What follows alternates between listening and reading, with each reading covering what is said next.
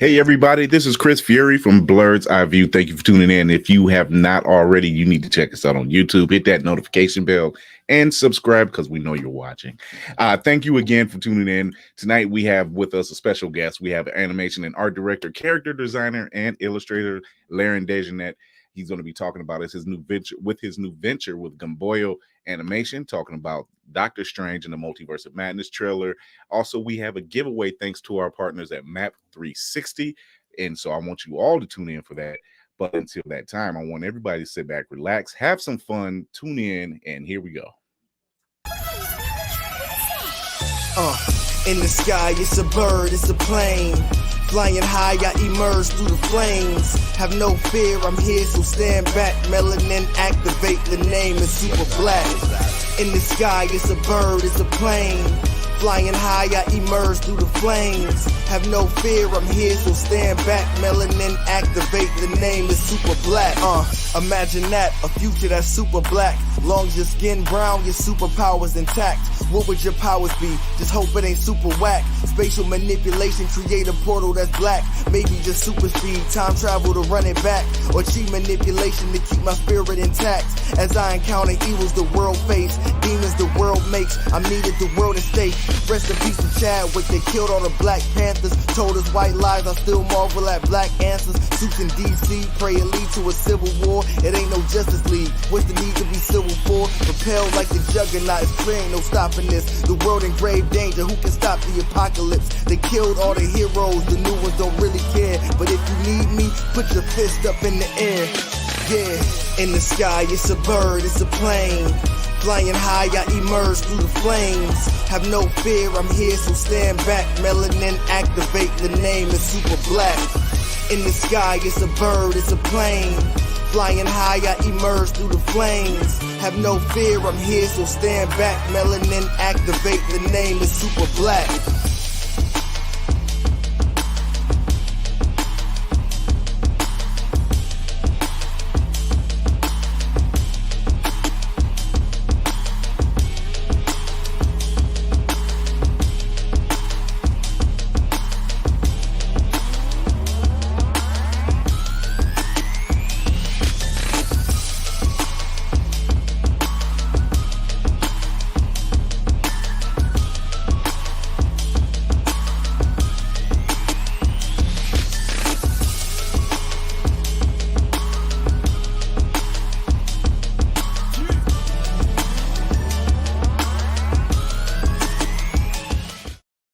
Hey, everybody. Everybody, I'm your host, Chris Fury. Thank you for tuning in. This is my man, DC. What's going on, DC? The beanie with beanie. Your sound. You knocked the mic out, didn't you? Give me a sec. Yep. You see he's focused? He's too focused. Yeah, flip it around. Check it down. And flip it around, take it back. You got it? Wait. There you go. I'm here? Yeah, you're in it. You're there. Okay. So for those who don't know, this is the beanie, man. So to have one of these is black greatness. I don't know if y'all seen a lot of these pictures, but you can't buy this. Like, you gotta be gifted to you. So this was gifted to me so I'm now a Black Man Maroon Beanie Club. And it feels great. I've been wearing this crown for like the last 2 days, and it's been so like there's no more hoodie DC. This is beanie DC. Like this is a whole new. Like you said, like I said, he's been chammed the meanie with the beanie. This is a whole new life form now. So if y'all thought I was an asshole before, I've been gifted this, bestowed this great honor. Now you can't tell him nothing. The hoodies are still here, but it's beanie time. So, man, what's been going on, man? A whole lot of nothing. I don't know. Yeah, a whole lot. Yeah. Chilling. Working. Yeah. Super Bowl. Commercials. Cincinnati, you almost had it. Gotta be quicker, my boy. Gotta be quicker. Yeah. You can't. You know what? This is all out here in Cincinnati right now. Let's listen, guys. Let's listen in live to Cincinnati.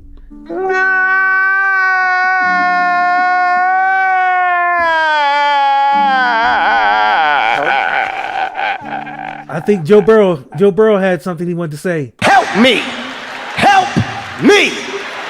nigga, help me. There were some Brown fans who was rooting from Cincinnati. Enough from the clown. Damn. It was. Imagine that. You got too comfortable. The last 2 minutes, you got too damn comfortable. Halftime show was okay. It was good. It was something for hip hop. But I cannot see. I'm legally blind. What? That was up there with Prince, man. That was like Are you sure? Hell yeah, I'm sure. I mean, it's not up there with Prince unless it actually rains. Well, no, okay. Prince, they actually had a football game during the Prince concert. Let's say that first. That's it. Yeah, let's get. That makes a little more sense. Yeah, Prince had a whole fucking concert. Yes, it was great. Last night was good for Black excellence. It was a lot of stuff going on in that whole performance. You had Mary J. Blige, Snoop and Dre. Snoop had just got Death Row Records back. You got Dre. I mean, it was a lot. Plus, you got to think about, Mary, what she going through, and that performance was like cathartic for her. You could hear that. Like she was yelling at that nigga. Yeah, when you hear Mary, this is why we like Mary J. Blige. Her music, and she was dancing. Her music is literally coming from her soul. That pain, that. Woo, you felt that. She was singing that like an old Negro spiritual. She was. Yeah, she wasn't here to play, but yeah, I'll give it to them. Eminem kneeled for whatever reason. Whatever. And they told him not to, and he said, "Fuck y'all." That's why he kneeled. I was like, it's Eminem. He's gonna do exactly the opposite of what you tell him not to do. They told Dre, "You can't talk about cops." That nigga talked about all the cops. Like it was. They told Snoop he couldn't wear the blue do-rag. He wore a whole blue do-rag outfit. He blew a whole suit, and he smoked before. I seen somebody was like, "Oh my God, Snoop smoked before the Super Bowl. I can't believe this. I'll never follow him again." And I was a fan. Nigga, you was never a fan if you didn't know Snoop Dogg was smoking. Like. That's like a report saying water was wet. We know Snoop was smoking weed. Right. They're like, that's completely off the grid. Ain't no mystery. I mean, but yeah, it was a good performance. For the record, for those who's talking about 50 and how he looked hanging upside down and how much weight he gained, number one, none of us looked the same. First of all, here's what I'm going to say to that. This is what I'm going to say to that, Chris. Fuck all that. His money was weighing him down. Y'all can say what y'all want about 50, but 50 out here making money. He might be $1.25 now, but that nigga is worth $250 million of them things. So I don't give a fuck what nobody say. I'm broke and I'm still look fat faced upside down. So fuck it. Like, I mean, y'all talking shit. Like it's the people who talking shit who ain't got no money in their pockets. Like you be like, oh, that nigga was fat. That nigga got about $250 million right now on 3 shows that all y'all niggas is watching. So shut the fuck up. Right, and y'all sitting down putting on just as much weight watching the show. So don't eating ho-hos and bonbons. Talking about got a face full like a motherfucking chipmunk. Talking about Snoop getting 50 getting fat. As I stuff my face with these cheeseburgers I don't need. I hate this. Like motherfuckers, like chill out, man. People who ain't got shit always gotta talk about shit. Right. We got a special guest with us tonight. Our guest is Layron. Yeah, yes, we do. If you are a collector of Garbage Pail Kids, if you've watched The Proud Family, if you are getting ready to watch The Proud Family, Louder and Prouder, if you've watched Disney's XD's Avengers Assemble, if you have collected any kind of Marvel trading cards, this man has been behind it all. One Saturday morning, a little bit of everything. This man has been in our childhood for quite a while. And I can't help but bring this brother on. It's Layron Dejarnette. Let's give him a round of applause. How's it going, guys?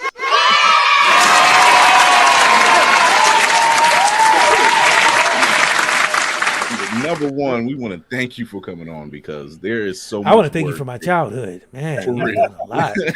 One Saturday morning was my funk. Like I used to live for Saturday just to see that countdown with all the cartoon characters. Shit, that was the time. Garbage Pail Kids. Look, I love the Garbage Pail Kids, man. That was my shit. All those cards, all those cards we were collecting. I wish I still had some, man. Well, it was funny because I'm part of the new generation of Garbage Pail Kids artists, and so it's I can't reimagine it. Yeah, I've seen some work. Oh, thanks, guys. I've seen some of the work. You actually did a post earlier Yeah, for the Proud Family Louder and Prouder, and you have Lizzo, and you've done Jaden Smith, and oh god, it was quite a few people he did for the show, for the upcoming show. Yeah, Disney released some of the special guests that are going to be on the new series on Disney Plus, and I had a chance to design Lizzo, and worked on a few other characters, but they were like a crew of character designers that worked on various ones. But it just so happened that the Lizzo one was the one I worked on, and some of the other ones that were part of that whole special guest showing. We had like other artists that worked on those. A guy named Philip White, and I want to say Dave Perez worked on some of the ones that they showed as well. So we had a good batch of artists and great character designers. And man, I would say it's kind of like a dream team on that show, because there was so much talent on that thing. And I'm the type of artist, like, there are artists who I've met throughout my working in the industry. They feel intimidated when they're working with like very super talented artists. But for me, it's kind of like an iron sharpening iron type of thing. It's like I get more energized, more hype. If someone's bringing their A game, it forces me to bring my A game. And I guess the bottom line is to make a great product. And this show looks great. I mean, that's one of the things. And I'm not saying because I worked on it, but it's, man, if they ever you can say it. Yeah, please say it, because if they ever do an You're allowed. show, which I hope, man, there's so many great designs, pre-designs. I mean, it's just a beautiful looking show. That's all I can say. I will say that I am thoroughly impressed from what we've seen, and I could not freaking wait. Let's talk about Gumboyo animation. Okay, yeah. You have some titles that's coming up, and while you're talking about it, I'm gonna pull the pictures up. But talk to the people out there about Gumboyo animation. Okay, well, it's actually pronounced Gumboyo. So think of like Gumboyo. Gumboyo, Gumboyo. Well, it's one of those things where I've worked in this industry for a while, and I've always had like my own personal projects that I wanted to flesh out. But I kept putting them on the shelf because I'm working the big studio jobs, and those jobs take a lot of time and energy to do. So I started focusing more on my own personal IPs and creating family entertainment, adult entertainment from preschool age to teens to adults. And I have 3 properties that I'm working on through my animation IP company called Gumboyo. And man, it's one of those things. Again, I'm excited about it, and I think now it's a great time for artists to do their own thing because there's so many avenues. I started working in animation when it was you had to have an actual camera, and you drew on paper. And in order for you to draw on paper, you had to like get film developed. So now it's like these properties here.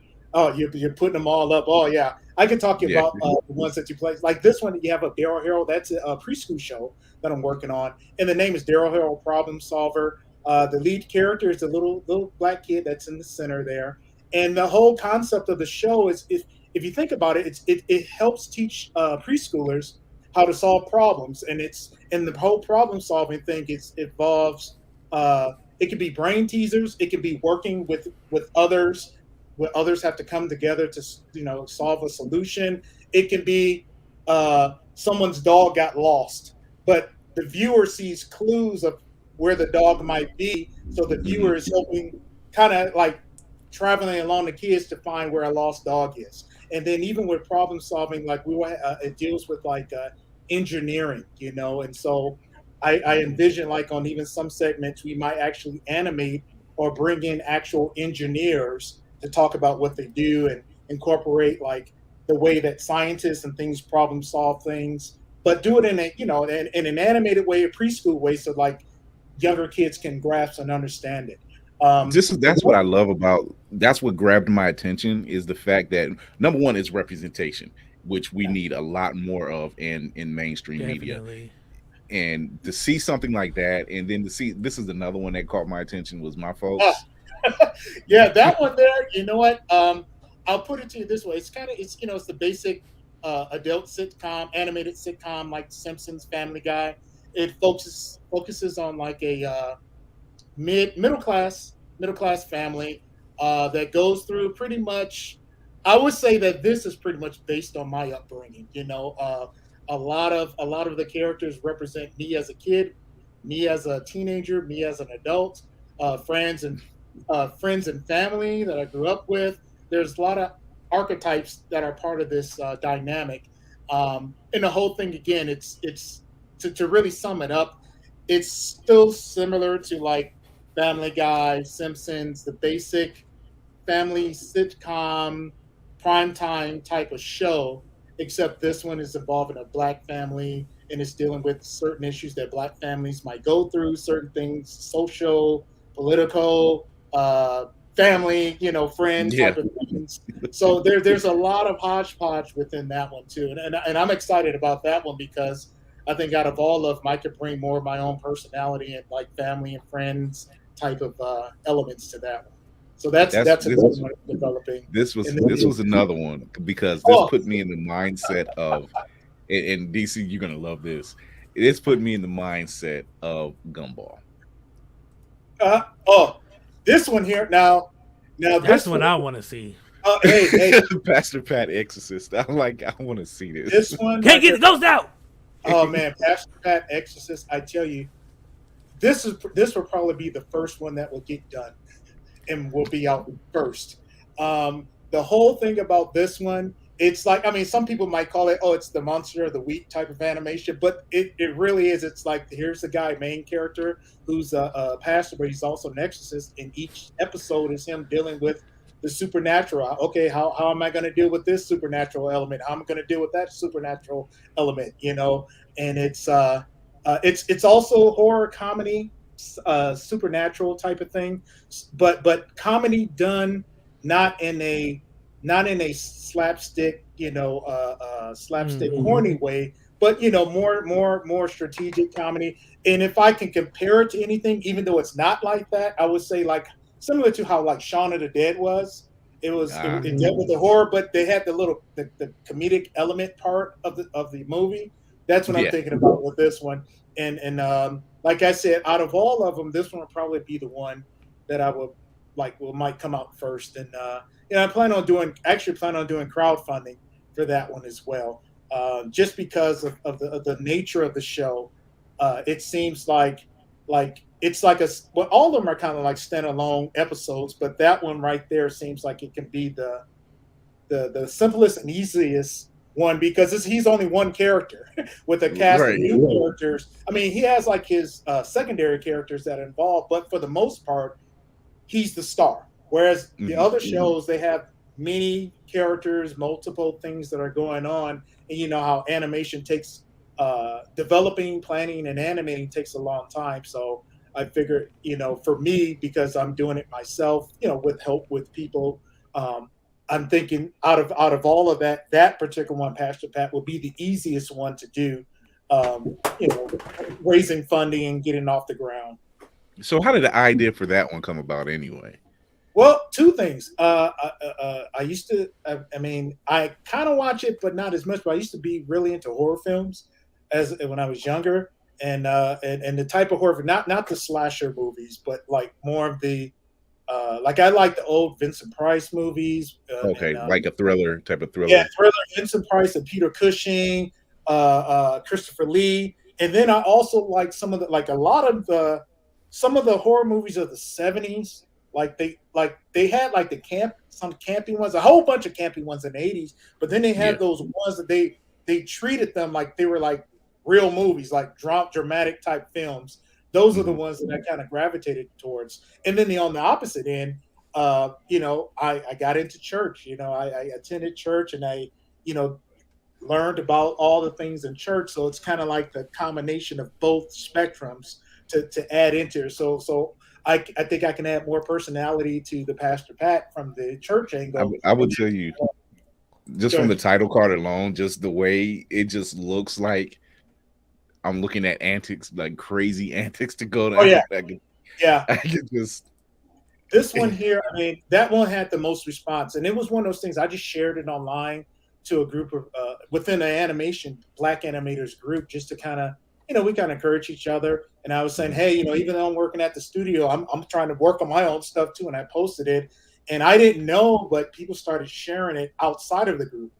So I was getting like messages from people say, hey, I saw your post in this particular group. I'm like, wait a minute, I didn't post it in there. And then I just did like a search, and I started seeing that people were sharing it out of the one group, and it just started going from various groups. And I read some of the comments, and Pastor Pat was the one that a lot of people really gravitated towards. It's like, and I can't wait to see that one. So those comments actually encouraged me and got me pumped to like say, you know what, I have to put the pedal to the metal and get it going. Because like I said, those ideas have been like my ideas for many years, but when you're working a job that takes a lot of time, it's hard to do that other thing as well. So I'm excited about it.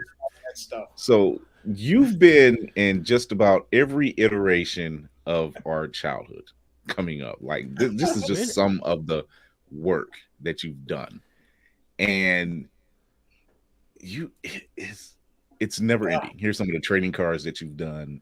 Rusty. So I mean, it's amazing. Like what drew you in? Pint-sized Fritz. What drew you into you've done illustration work, you've done character designs. It's amazing when I found out, I'm like, he worked on Avengers Assemble, which was one of my favorite Marvel cartoons, next to X-Men, of course. And just seeing now, I was literally just watching it before I even knew, that I was going to have you on. I'm like, yo, I'm actually watching that again. And I didn't know that, so what is it like? What made you, what got you started? What was it like getting that phone call saying, hey, we want you to work on this project? Oh man. Well, I my story is different from other artists, so I'm telling my side. But for me, I really have to thank my parents, man. My parents at a young age, they like according to my parents, and they even saved drawings. I was drawing when I was a little kid, like 3, 4, 5 years old, like real young. And my parents really like cultivated that. Like they made sure, just to make a long story short, growing up, my friends had video games. They had like certain things that many kids have, but my parents would be like, if they couldn't afford it, they were like, no, you're not getting a video game. You're not getting this. You're not getting that. If they couldn't afford it. But if anything I wanted that was related to art, or if there was an art book, and I grew up, I was into comics. If there was like a comic book that I really, really wanted and was influenced by, my parents like made a way, even if they couldn't afford it, it's like, hey, we're going to save up for that, or maybe blah, blah, blah. Or, they always made a way for me to have that artistic, whatever, encouragement, artistic supplies, or inspiration to kind of go cultivate it. And then they enrolled me in our art school. Like I took classes like when I was a youth classes, sort of elementary classes. Then when I was in high school, I couldn't take as many classes because of, the whole thing of high school, but I took some classes over the weekend. And then that segued into me going to art college. And going to art college, like you see, I have my Drew Struzan Star Wars posters behind me. Yeah. I originally wanted to do that. Like my goal, even though I was into comics and I loved comics, like I was a big comic book fan. Spider-Man was like my favorite character, then Fantastic Four, then X-Men. But when I started going to art school, at that time, I just thought that, wow, it would be cool to do movie posters or fantasy art. I was into Boris and Frazetta. And, when I was in school, that was when the whole medium was changing. When I first started art college, it was all traditional mediums. It's like, if you wanted to do that, you had to draw it by hand and paint it with, traditional mediums. But by the time I got to the point when I was graduating, that whole process was fading out. It was about, oh no, it's all, you don't have to do that. It's all digital now. It's all computer. You use that. And so I was sort of at a dilemma, and also on the sidebar, I was also doing stop motion animation. That was another thing that I loved. I love stop motion and I love like makeup effects. But I really found myself doing good stop motion animation, and that had the same thing. I was influenced by like Ray Harryhausen, Phil Tippett, and those guys who did all those cool things. But Sinbad in the Seven Seas, yeah. by the time I was about to graduate, it's like, oh no, they don't do that anymore. It's like, CGI does that stuff. So the thing that I said, okay, well, illustration was still going on, so I was still able to get a few illustration jobs. But the only other thing that I thought of that I can possibly do was animation, 2D animation. So we didn't have at the time. My college didn't have any 2D animation like study programs or degrees. So what I did was actually a friend of mine in college. She saw that I was really into animation, and like over Christmas break, someone bought her the Disney's Illusion of Life book for Christmas, and she just saw how passionate I was about animation because I didn't have money to buy that book. Was very expensive, plus going to school, plus buying art supplies. I didn't have money to really purchase books outside of college. But this one of my friends was like, hey, you know what? You can use this and just give it back to me whenever, And what that book became, that was my art, that was my animation college study. It's like I used that book to study from, to kind of gauge from, to get more understanding of 2D animation. And then from there, just not knowing, but there's one phrase that I say, it's like being lucky. Lucky is being prepared when opportunity knocks.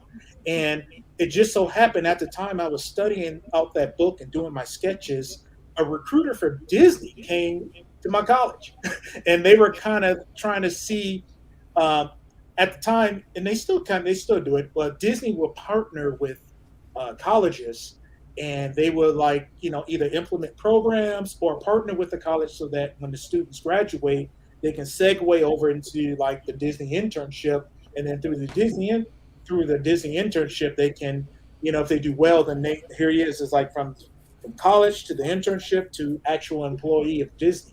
So at this time, a Disney representative came to my college, and they just was in one room and wanted everyone to put up all their stuff, and just to kind of see a gauge what the students can do.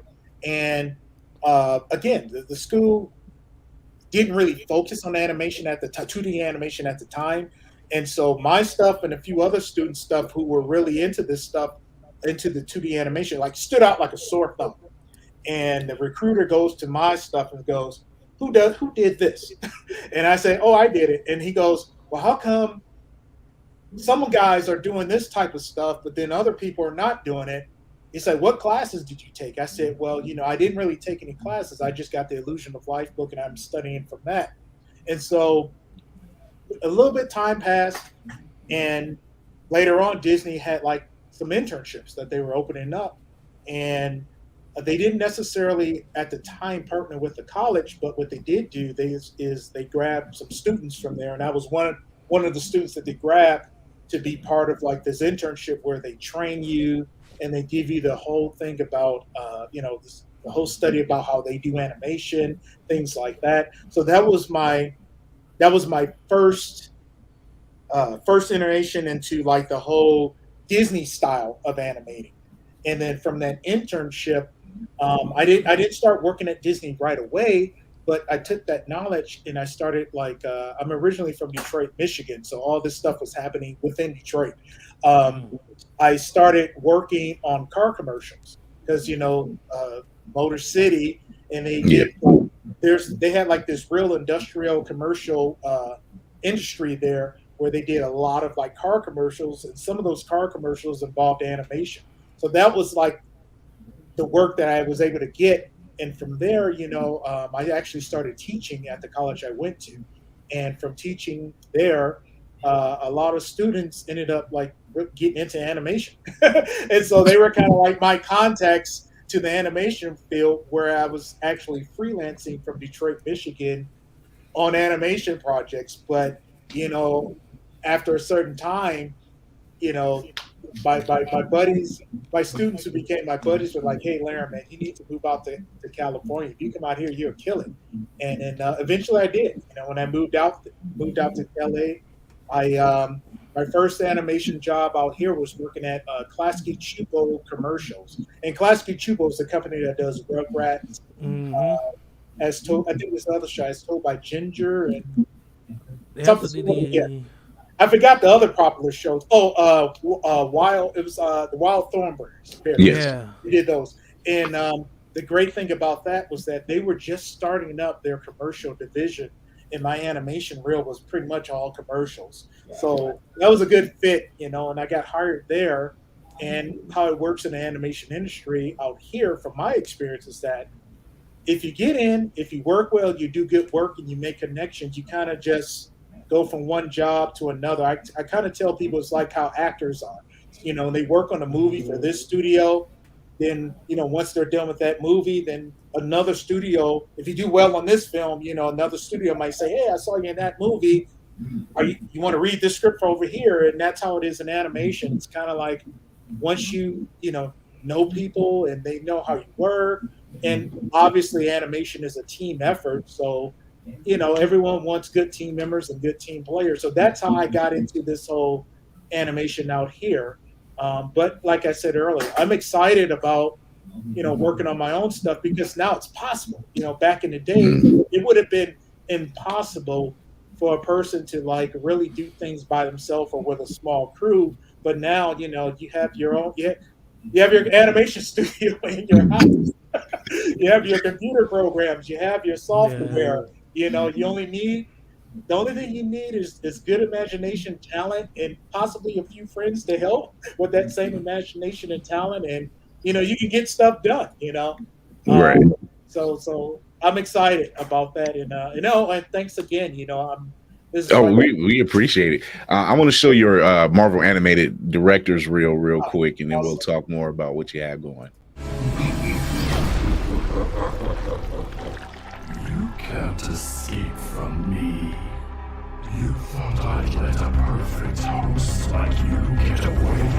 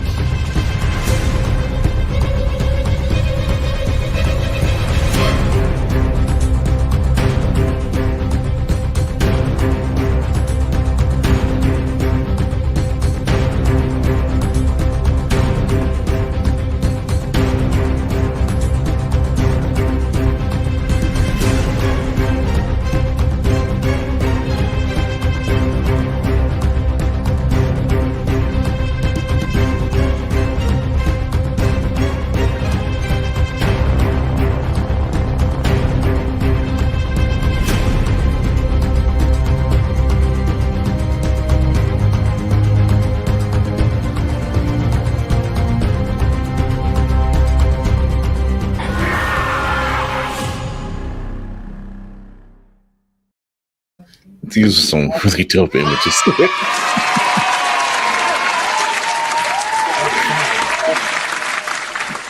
You have contributed to so much in our childhood, man. It's like, let me just read just some of the things you've done. You worked with Upper Deck with a lot of their Marvel, the Avengers 2012 film. You've done Iron Man 3 trading cards, Thor: The Dark World.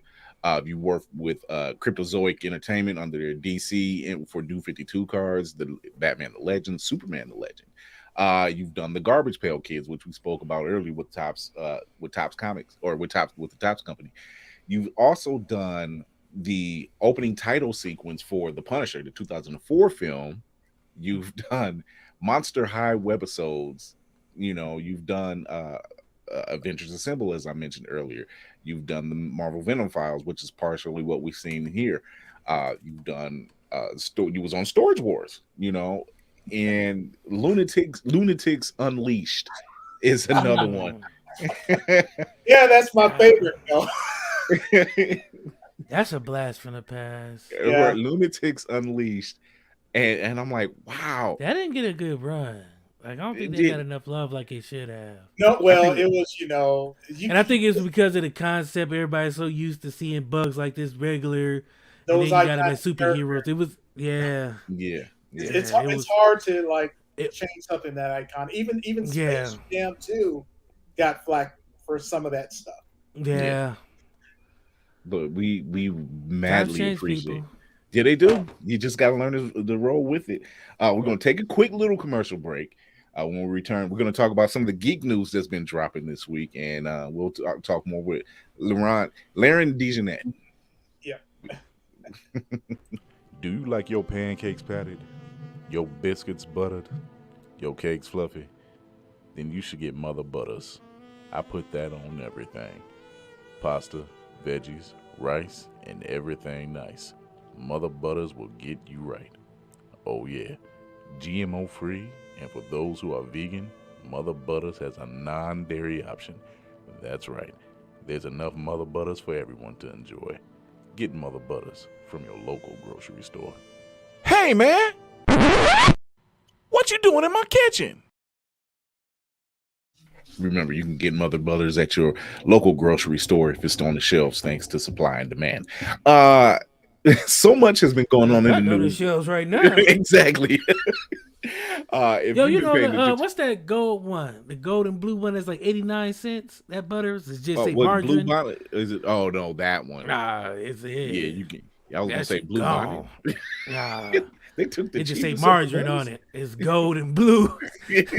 I went to go get some. I was like, oh man, I need some butter at the house. Man, all they have is like $3 butter. I was like, you know what? I won't. They make it hard. Butter on the popcorn tonight. They make it hard. You know how hard it is to eat popcorn without butter? That's extremely hard. Mix it with peanut M&Ms and money. Oh my god! It's like salty litter. It's salty litter. You better hope that's salt. I hope. Anyway. So Netflix announced that the Defenders series, which is Luke Cage, Daredevil, Punisher, Jessica Jones, and Iron Fist, are all leaving the Netflix streaming service March 1st. So if you haven't watched Daredevil or Luke Cage or Jessica Jones or Punisher, I suggest you highly go ahead and do it. You left one off the list. I did that on purpose. My bad, Danny Rand. I was trying to get you some love, baby. It's hard to swallow that series. It's really hard to swallow that series. But that's leaving Netflix, and people are wondering where it's going. Well, rumor has it that they might just show up over on Disney Plus in a short amount of time, and it makes sense. If they're showing Moon Knight and they're going ahead and they're doing Deadpool 3, what's stopping them? Them is stopping them. I need them to not play with me. Don't tease me and give me Iron Fist. Oh god, See, you couldn't even do it yourself. Luke Cage on Disney Plus. If I'm not getting no new Luke Cage, because y'all gave me 2 seasons and cut us off, I didn't like that. I think whatever it is that they have planned, number one, I'm trusting it because this they carried some favorite, Chris. Yeah, they can't carry it all. They're leaving. They're also leaving. Agents of S.H.I.E.L.D. is leaving Netflix. Too soon. But once again, I have faith in them because Kevin Feige was just on record saying that Moon Knight is going all out. Like, Moon Knight's a very violent character anyway. So the fact that they're even showing that on Disney Plus and they're going, this is their test. This is testing the waters. Right. Yeah. They can do this. And let's face it, the Netflix shows, they weren't that dark. The Punisher. Well, Punisher's different. That's different. That's a different beast. That's a different beast. So, but they can very well say, hey, I mean, Netflix does it now. You know how Netflix has the kids section, like you can just like literally mark it. HBO Max does it. Yeah, they all do it. So there's no reason why they can't do it. Because of the House of the Mouse. And who's going to tell the mouse no? It's just like it's just like us seeing Bugs Bunny as a superhero. It's kind of like we don't know if we want to cross that border because we don't know how people are going to react. You're gonna have Grogu on one hand and then Punisher on the other? Why not? Now I want to see that show. Wait a minute. I'm just wow. No, but I'm just saying though, like, you know, people are used to having things a certain way. So if we see blood and gore on Disney, oh, God forbid, you know. You had to give them the Jesus hands. Well, Disney. Well, it's not in the U.S., but they have like a. Is it called Star? I think it's called Star. That's part of it's like it's a cable network or a cable streaming service called Star. So there's like Disney Plus and there's like Disney Star, something like that. But not in the US, you can go online and search it out, but that's where it's pretty much Disney's streaming service where they will show more adult, you know, I need to do it. above PG-13. Because I know originally what I read was that Disney Plus will only go up to PG-13, but I don't know. You know, I'm not sure if they're gonna go beyond like what they considered family entertainment. You would think. I think PG-13 because it keeps changing as time goes on, like what they'll exactly allow. So you know. You would take Daredevil for example. It's PG-13. That's it's just violent. Right. It's right there. Punisher will probably be, depending on the scene, X for extreme. Yeah, it just might, but just enough where they can get away with it. Yeah. It's like was it Falcon in the Winter Soldier when U.S. captain or U.S. agent was like had the shield. I mean, that I'm surprised they showed that much. That was the most, I guess, for me, because I don't watch everything on Disney Plus, but I watch a lot of things on Disney Plus. But I was like, wow, that's pretty like up there. The fact that they showed that was surprising to me. Yeah, so I think they can do it. They didn't turn away. No, I think they can do it. They just gotta want to do it. That's the thing. And I think with Kevin Feige in their corner, they're going to want to do it. Or Marvel just gets their own network, which people. Yeah, that's cool with that too. An even bigger move. They don't do what DC did. We're not going there. DC always manages to find its way. It always is like a cockroach. It just finds its way in. But so it's Sunday, like a bad sore. It's a bad sore. It keeps coming back. Or won't heal, won't leave. They do it to themselves. Stop picking the scab. A potential Scooby Doo. So Sunday, then we had a certain face-off going on. But it wasn't the Super Bowl. Defender Strange. Yeah. This was the face-off. Yeah. This movie here. I watched the slow motion of it. Oh, and there was so much in the slow motion that you just got it. You can't see in real time. You can't. Like they showed so much in this. Like I tried to get a bigger picture. Would I be ruining if I say they showed Zombie Wanda from what? No, because do I have her? I don't think I have her on here. No, I just have regular Wanda. I don't have Zombie Wanda. That's just regular. That was Wanda. Sort of it. That was the beginning. But it's a scene very similar to this one that they showed. Where Wanda, it's clearly the zombie Wanda, and it's clearly the zombie Wanda from What If. Yeah. And there was so much to digest. I can't tell you how many times you can watch this. There's a piece that they were talking about. You gotta watch the slow motion version. Yeah. There's a piece that they show here. Like here's another. We got Defender Strange. We got Zombie Strange. We got regular Strange. Then we got Strange Supreme. From What If again.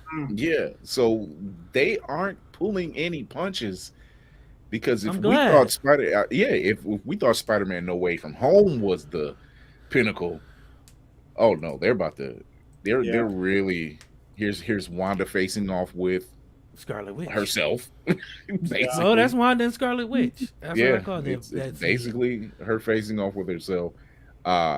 I'm trying to see if I had this particular scene where where Strange and America Chavez are falling through realities. Split frame second. Wow. There's an animated scene. Mm-hmm. It's a splits. It's a literally a blink and you miss it because it's so much. It's what a 2-3 You gotta watch minute. the slowdown version. Yeah. I'm telling you, you Like, won't they miss have the slowdown version. They have the Savage Land in one scene. They have the animated. And here's the thing: I wish I could have got a bigger picture of You're missing someone. this poster. Oh no, here it is. There you go. Never Yeah, mind. it's I was about to say. Oh yeah. This right here. And there's another shot, but it's not clear enough, so I didn't grab it. But the shards, they're showing the shard of Captain Carter's shield. Yeah. Mm-hmm. Once again, from What If. And there's another shard in it. Is another shard of glass that they show. And it's very blurry, but you can make out the image just enough that it looks like Deadpool doing the, type thing. And I'm just like, why not? Right. Because in this trailer alone, we got Patrick Stewart. Mm-hmm. Oh yeah. The cards are all on the The table. Illuminati is there. The cards are all on the table now. I hope so. I mean, it looks like they're there, but Well, they had the 6 chairs. I'll say that. Let's go. They had the 6 chairs, and there was definitely 3 people in 3 of those 6 chairs. They were in the powder room. Yeah, but you can in the bathroom. you just need a clear enough shot to make out the silhouettes. Well, in July we'll get it. Is it July or June? May. It's actually May. Yeah. May. Oh, May what? You gotta guess. I gotta check. I gotta find it. I gotta find the date That's because it was supposed to be this. It was supposed to be what this. Actually, I think it was supposed to be next month. It's supposed to be that it was going to March, drop, but now it got pushed back because everything else got pushed back. So it got. That's pushed fine back with to me. May. I can wait till May. Me too, Going to man. see it at the theater. This is. Oh, they're definitely staying. Like they're staying at the theater for this one. Oh yeah. I'm like Thursday. I'll be doing a Furies reacts and reviews, and I'll be showing the TV spot and the trailer, and just kind of going through a breakdown as best I can because it's so much to freaking digest. Like I said, there was the Savage Land. There was a split cartoon like animated scene. You have all those different versions of Strange, and that zombie Strange, that was the TV spot. That wasn't even in the trailer. That was the TV spot. Right. So, and that was the clear. I'm like, yo, and then you get a zombie Wanda, and it's like, you're really, me and Layron were talking earlier before the show, and we were saying how well they've pieced everything together over time. Yes. And now everything is making sense. Yeah. It's like what Chris was saying earlier, how I really appreciate how they pre-plan so far in advance so that so when they start dropping these characters and stories, to me it flows organically and it doesn't seem like it's being pushed in your face. Yeah. It's like you said, rushed or whatever. But I'm a fan, It's like I grew up reading the comics, and I gotta tell my friends, it's like when I read the comics as a kid, I didn't see just artwork on a page with bubbles. Like I'm envisioning like motion and seeing these characters in movement, and to go to the movie theater and to see like, wow, I can see a character like Doctor Strange on a big screen now, and one of the things I like about Marvel is that they take like these obscure characters, non-popular characters, even characters that people hate in the comics, but somehow, they give them life and they do something to whereas, wow, I actually like that character. I actually like the MCU's version of it. It's like, oh, the comic book character, he sucks, or I'm not into that comic book, but man, the MCU's character is like, wow, I really like how they're incorporating this character to be part, I guess they're fitting part of the universe, And for me, 2 main things that MCU did that they were like, okay, the cap is off. Or it could be 3. But I know the first one, even Kevin Feige said the first one before they can do Avengers was that they had to convince you that Thor could work. The whole idea, because everything else took place on Earth, and it was very like, okay, grounded in our reality, what we know, and some of the fantasy cosmos. It's like, but it worked. That's why I think they pretty much probably didn't do the Mandarin like with the fantasy rings, they kind of made it more realistic. But as you can see, it's like soon as Thor was accepted, it's like, oh, now we can do the Avengers. And now we can bring the cosmic element. And it's like they slowly brought in that cosmic element. Pieces. And the second thing was, even though they brought in a cosmic element, I feel like it still had to be somewhat grounded in reality. But I think the next plateau came is when you believed in a talking raccoon. It's like in a tree. Once you establish that, oh, you know, I can accept a tree and a talking raccoon walking next to Tony Stark or Thor, then it's like the sky's the limit from there. It's like they've already passed those barriers so that your suspension of disbelief is like, oh, I accept this. It's okay. It is what it is. They've seen enough weird stuff. Like, I think by the time they got to Infinity War, these characters had seen enough weird that, like, when they show up on the battlefield of Wakanda and Thor shows up with Groot and Raccoon and Rocket, like, Steve's not even phased. He was just like Groot. He was like, I'm Steve. And he just continues on with the battle. Like, there's no question. He was like, look, I've seen enough already in my lifetime. When those, it's ironic that those, in my opinion, were like the pinnacles. And when those three showed up, the audience cheered.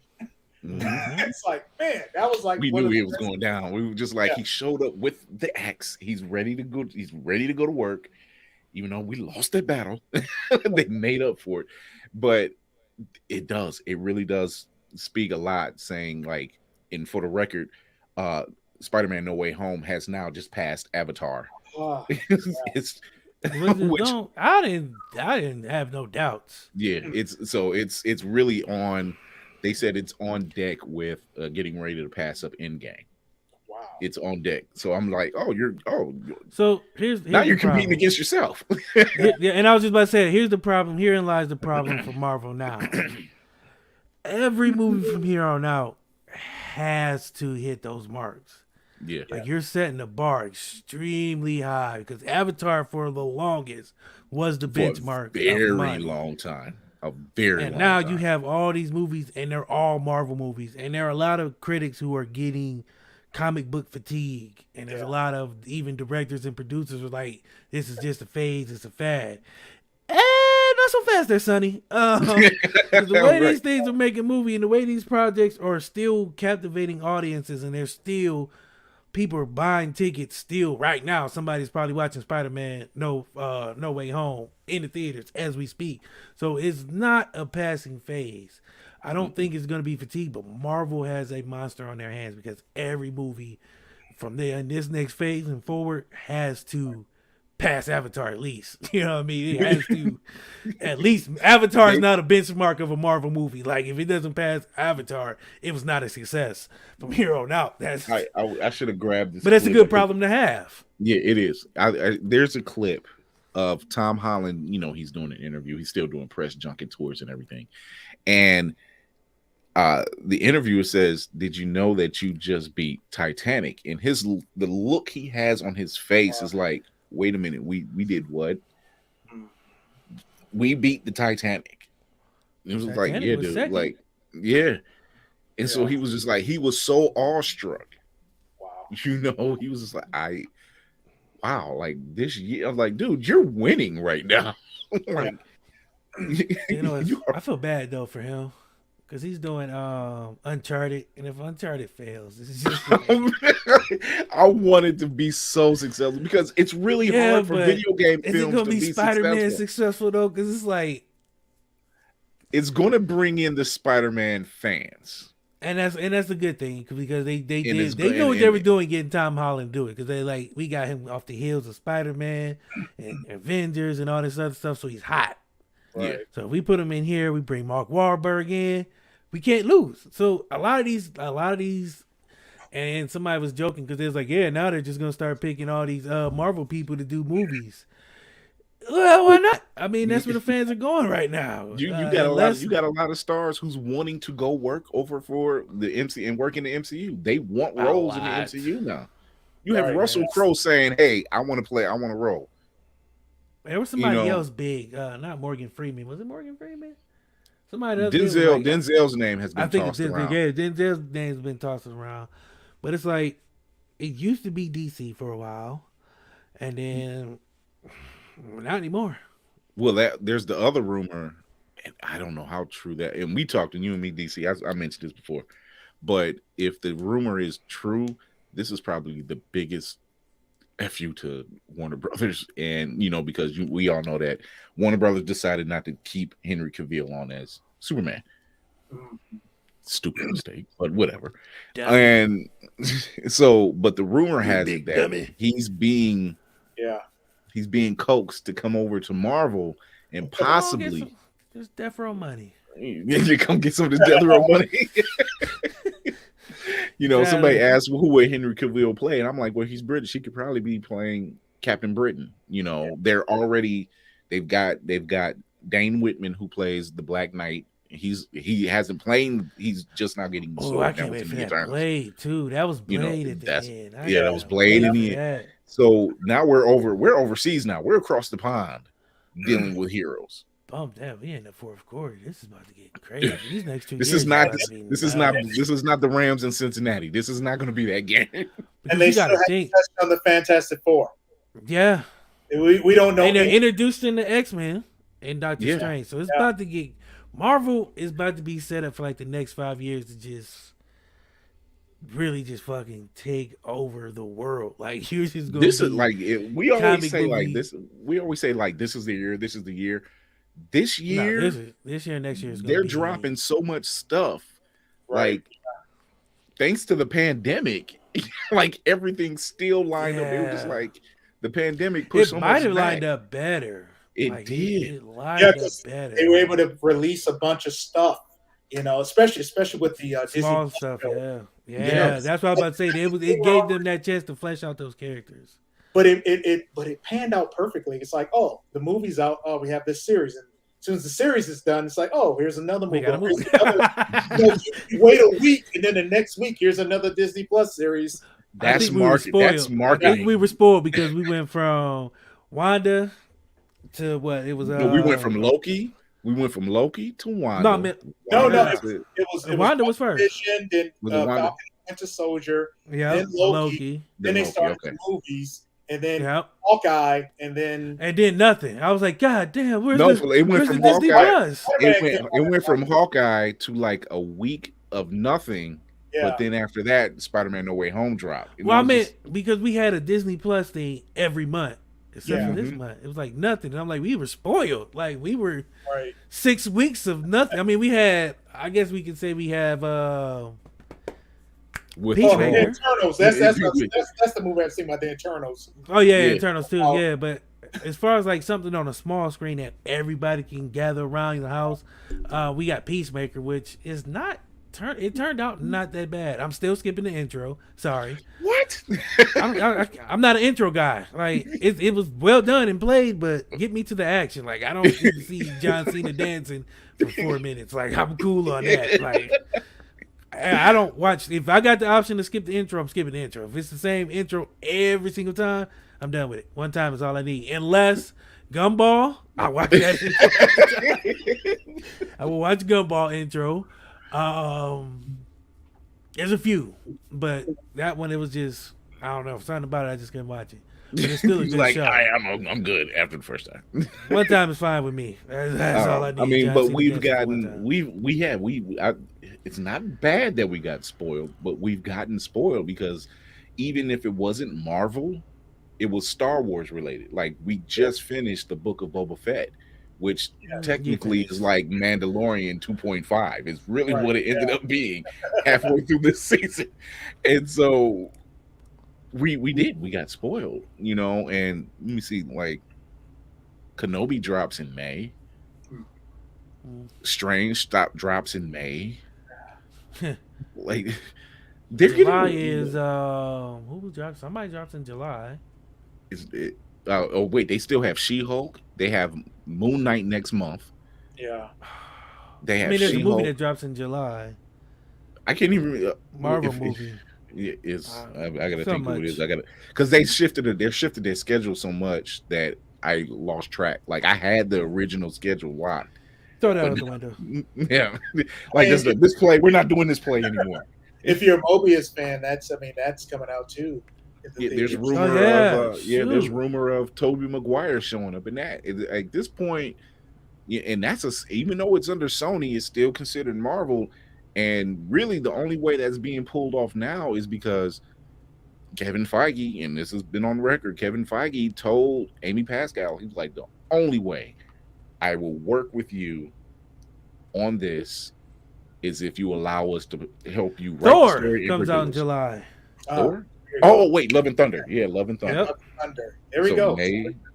So May 6th is Doctor Strange. 3 months. July 8th is Thor. November 11th is Black Panther. You have the Marvels in February. Ant-Man July, and this is February of 2023 is the Marvels, and July of 2023 is Ant-Man. Oh, we forgot Miss Marvel on Disney Plus too. Then. Oh yeah, that's this year too. Yeah, and you have the Marvels with Captain Marvel and them. Yeah, this is gonna. It's about to get nuts, man. I told you that's only the next 5 movies. 1, 2, 3, 4, 5. I mean, we're gonna be indoors watching this stuff. If not indoors at the theater, it's gonna be like the pandemic. It's like the shutdown. We won't even know the difference. We won't know the difference. We're so used to being indoors. Guardians of the Galaxy 3 is May of next year. Mm-hmm. When is their Christmas special? Is that this year or next year? That might be this year. I think that's this year. That might be this year. So I mean, that's another thing. Wow. So they're just keeping. They got some unscheduled things too, man. It's about to get crazy. Fantastic Four, X-Men, Blade. It's the Captain unscheduled America 4, ones. Deadpool 3, those are the big ones, probably. Yeah, Spider-Man 4. Yeah, it's the unscheduled ones that make me say, like, what do they have? Like, because they'll say unscheduled or untitled. Well, these are the ones off this site, but they have Captain America 4, Blade, X-Men, Fantastic Four, Shang-Chi 2, Deadpool 3, Spider-Man 4. Speaking of Deadpool, I sent it to you, DC. I didn't look at it. I can't. I don't want to Ryan get my hopes Reynolds. up. Look, wait. I said no. I gotta tell it to the people. No, they don't need to know. Oh, I can't. Oh wait, I can. Wait. So, Ryan Reynolds, we all know, is a big troll. He is. Don't do this to me, Ryan. It's too soon. He tweeted a photo that he had to delete. This is a current photo. He's being fitted. He's in the new Deadpool suit. He's being fitted. Yeah. And they said it's current because the person who is part of the costume design is actually doing something current in the Marvel universe. I'm like, and it's current Reynolds because he has the scruff thing going on. Oh, he has a new movie coming out. We didn't even speak about yet. Coming on Netflix. Yeah, he looks like it's gonna be good. The Adam Project. Actually, that trailer looks pretty good. Yeah. And you know me, I'm a Ryan Reynolds fan, so I'm gonna watch it. So they have quite a few. They had Netflix had like a 3-minute trailer of all the movies they have dropping, and these are big name stars. Yeah, well, they got Jamie Foxx doing it. I mean, just the lineup that I've seen for the next, I don't know if it's this year and into next year, but Jamie Foxx has 2. He has one, him, John Boyega, Tiana Paris. Oh, yeah. I know that, yeah. It's called They Cloned John. They cloned Tyrone. They cloned Tyrone, yeah. They said it's like a sci-fi comedy. Yeah. And then they have another one with Jamie Foxx where he plays like a pool man who deals with this sci-fi stuff, or like he's a vampire hunter. Yeah, vampire hunter. Yeah. There's a lot of projects coming out. And I was like, man, Netflix is trying to. They got some star power coming. Like people sleeping on Netflix. The next, I think it was like 10 movies that they showed a list for, and they got some big names. I ain't talking about like no. Let's go to Blockbuster. They got some big. They not playing big names. The stuff that they have dropping just made me say like, oh, you guys look like you were slipping for a minute, but now you're coming back stronger, and you're just like, we just took a little break. Here's something to keep you busy for a little while. And I'm loving what they're doing. So man, we got a lot of entertainment to look forward to. Yeah. good entertainment. As long as the writing's good, I don't care. I know some people say, "Oh, it's oversaturated," or they get tired of a genre. I don't get tired of anything as long as the writing's good. You know? Exactly. That's why when you would hear that, oh, the superhero genre is getting watered down, I'm like, watered where? Because, like, I don't want to watch another Godfather-esque type film. Like, well, those are played out anyway. Like, again, for me, it's like it doesn't matter the genre. It's like it's as long as the story is good. Because usually what happens when it wears out is that it becomes a caricature of itself. It's kind of like, oh, this movie in that genre is successful, so all these other studios are going to do their version of that movie instead of just take that genre and then just write a good story within the genre. You know, don't get me wrong, Scorsese, but yes, I know De Niro and Pacino are great actors, but how many times you gonna put them together in the film now? Every time they can. It's like it's only so many. They can only play the opposites of each other for so long. I mean, but again, if they're starting to become caricatures of their previous films, then it's not going to work. You know what I mean? It's like if you're going to put them together, then kind of mix it up, do something with them that you've never done before, then possibly that might resonate well with an audience. Right. Yeah, what they're doing ain't. Exactly. Well, I'll be also doing I'll be doing the giveaway Thursday for the Furious Reaction review. So I got the game Night Geek Out. But just here's a little sample of what I have in store for that. Still working on, but tell me what you think.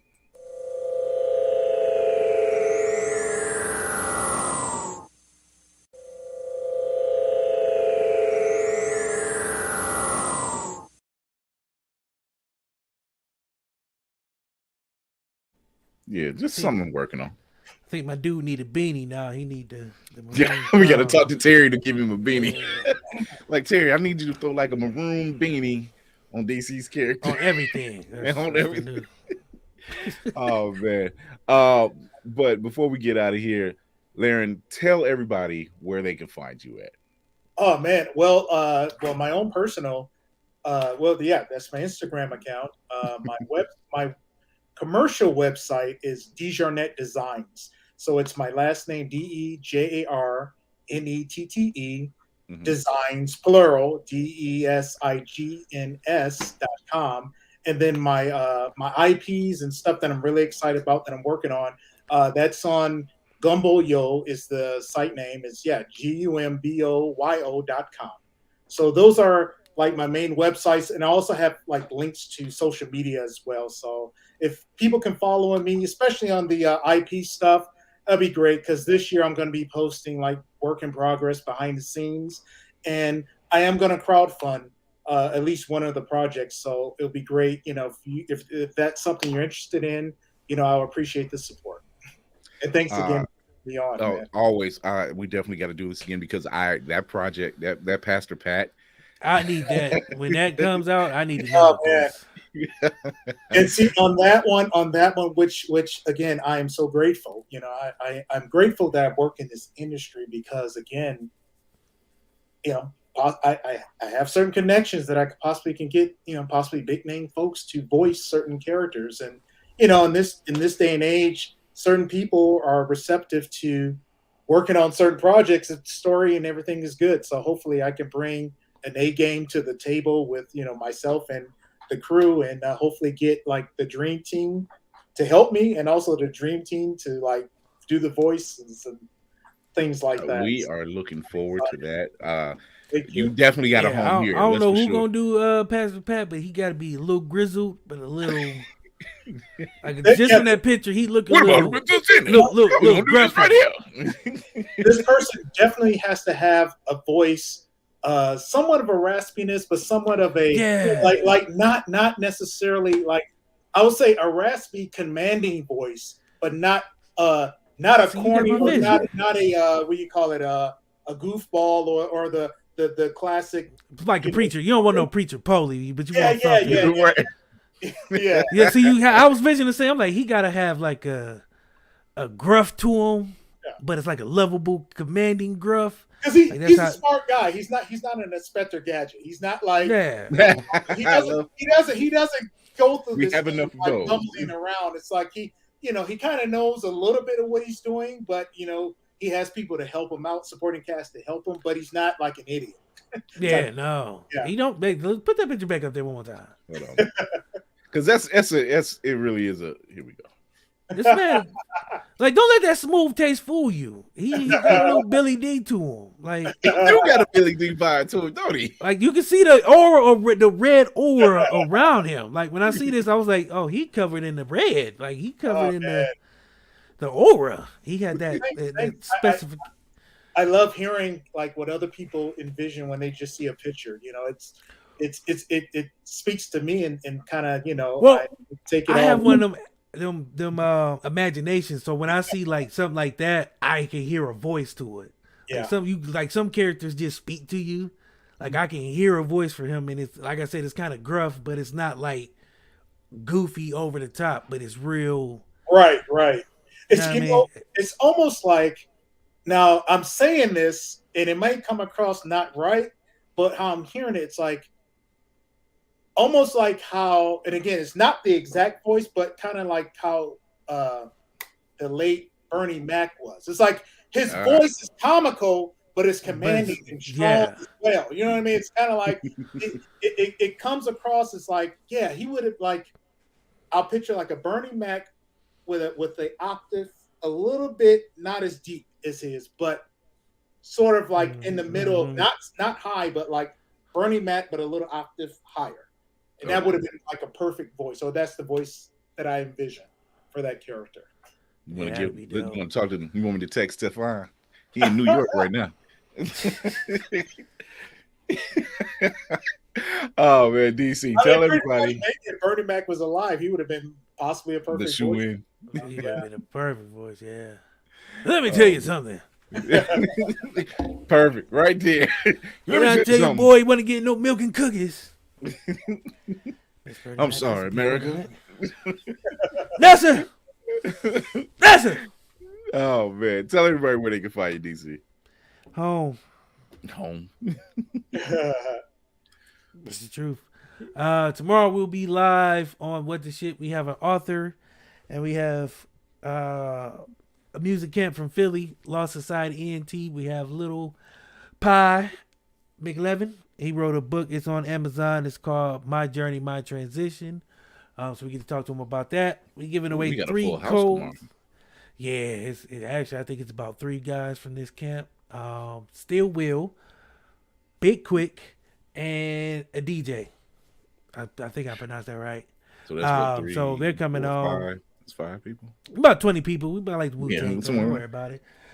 Tomorrow, if you're watching the show live and you use the hashtag Brandy Salad, you will be entered into the drawing for one of the copies of Life After Death by Sistah Soljah. It's the digital copy. You'll get yours. And that's about it. There it is. Yeah, that's it. Right there, that book. So shout out to Simon and Schuster Publishing for that giveaway. Mm-hmm. So it's gonna be dope. Yeah, that's it. So go to the What the Shit page, subscribe, follow, hit the YouTube. We'll be live on YouTube, Facebook, and Twitch. So go subscribe, do all that. Links are in the bio. And right. Yeah, that's it. Right. That's all I got. So you can follow us here on the link tree. Just go to the link tree, Blurred's Eye View, all one word. But you can also follow me there. You can also follow me here, Chris Fury 1 on TikTok, Chris.Fury1 on IG, Blurred's Eye View, all lowercase on IG as well. I answer all calls. I also am giving away codes for Sistah Soljah's book, Life After Death, #1 bestseller. 5 codes to give away. So tune in Thursday. I'll be doing the giveaway there. I might want to start something off here. I'll tell you what. Why don't we do this? Let me give people time to look. And these are very easy. And we'll start the fans off with this one. If you can answer this question, which film has Jack Burton, A Shen, and Lo Pan as its central characters? We'll start you off with that little question. What? Yes. Jack Burton, A Shen, and Lo Pan. Layron knows the answer. The first name does it every time. The first name sound familiar. Oh, it should be familiar. It should be familiar. Because it has the girl with the green eyes. That's your other clue. But this one has two. You know. Okay. You know what it is. Just type in Jack Burton. So that'll be the first question. If you know the answer to which film has Jack Burton, A Shen, and Lo Pan as its central characters, that is the free question. The other 4 questions will be asked on Fury's Reacts and Reviews, so stay tuned for that. That'll be this Thursday.